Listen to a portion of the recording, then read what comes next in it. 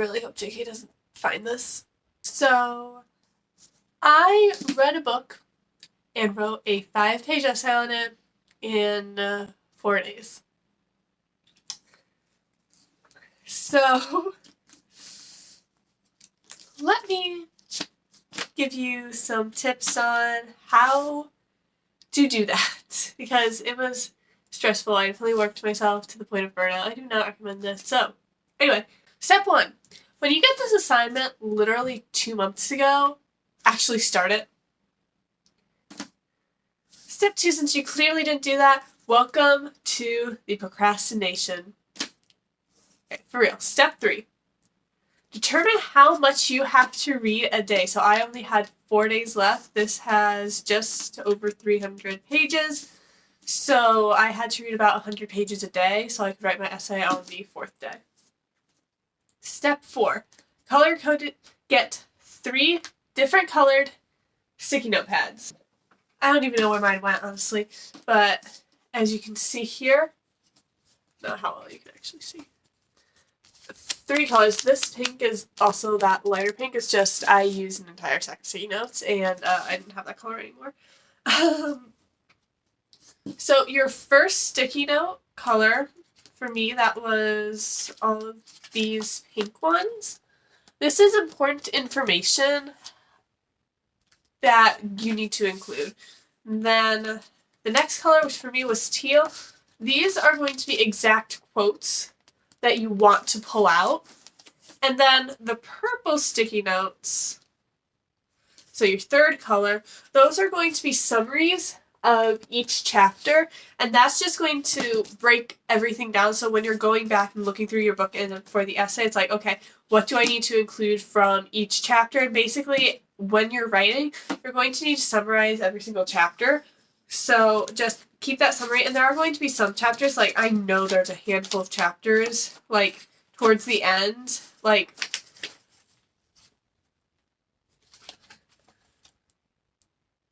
this one, I barely used anything from this chapter because it was not as important to the information, to the essay, as, like, this chapter. Now, granted, there are 4 sticky notes talking about this chapter, not 1. But there are going to be some chapters that you don't need to include as much information as you could. And I do want to note that you can, if you're doing a similar project, pick a book like Diary of Anne Frank that everyone's read. You can easily pull stuff from the internet. I did not do that, clearly. I could not find anything on the internet, so I just had to buckle down and actually read the book. Step 5. When you're writing your purple sticky notes, or whatever color you choose, use your pink and teal sticky notes to pull out the important information. And some of your pink sticky notes you're not going to use, some of your teal sticky notes you're not going to use, but that's just important things that you need to write down. It can even be just like a quick summary of what happened on the page, like here.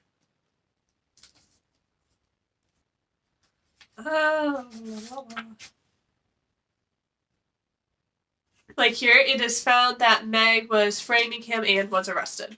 Like, that was important. I needed that, and then I pulled that back here into my summary. The frame was found, and Meg was brought in.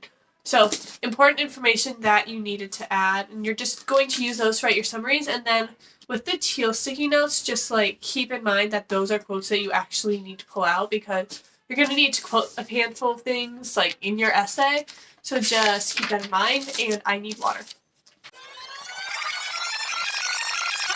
Step 6.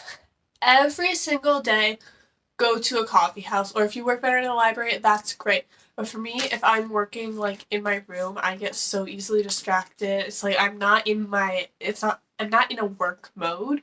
So I went to a coffee house literally every single day just to get this stuff done, because that's what I needed to be able to get this done. So every single day, coffee house, and that is where you work. Like, that's not goof around on your phone time. That is, I need to get this done, otherwise I'm going to fail this class. Step 7. know your limits. For me, I could only read for 2 hours before I started going crazy. So just understand and don't push like through your limits, because just like when you have limits, and if it won't be as good if you just, for example, if I ended up reading for 3 hours, I could not have done that. That was way past my limit. I could not have done that. So you just need to know your limits and understand that you need to follow that. And finally, last step is make sure you have enough time to write and edit this essay, or just be good enough at drafting that you just don't need to edit as much. I think I read through my essay once before turning it in. I really hope JK doesn't find this. Yeah. But yeah, just make sure you give yourself enough time to both write and edit.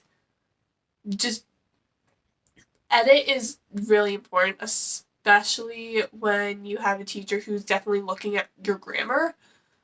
And just make sure you have like in an order that makes sense, because like sometimes the book doesn't put everything in an order that makes 100% sense for when you're writing an essay on it. So just make sure to keep that in mind. And yeah, that is all I have for you today. So thank you for watching this video, everyone. I never introduced myself. I'm Brenda Harvey, author of the Conspiracy series, and I'm a junior in high school, and that is why I had to write an essay on this book. Also, this book, do you see how thick this is? Half this book is sticky note. I'm not taking the time to take these off. I'm just throwing them right back on the shelf. I'm going to be perfectly honest with you. So, yeah, that's it. If you haven't already, make sure to buy and read my 3 books, The Conspiracy, The Lead, and The Killer. Those should be linked in the description. If you enjoyed this video and you want to see more just from me in general, like and then subscribe to this channel. If you want to see more things just talking about like high school things like writing essays, let me know in the comments, and I do actually read those. Sometimes I don't always reply because I just don't know what to say. But yeah, that's it. So I will hopefully see you guys next week with another video Saturday at 4. See you guys then. Bye.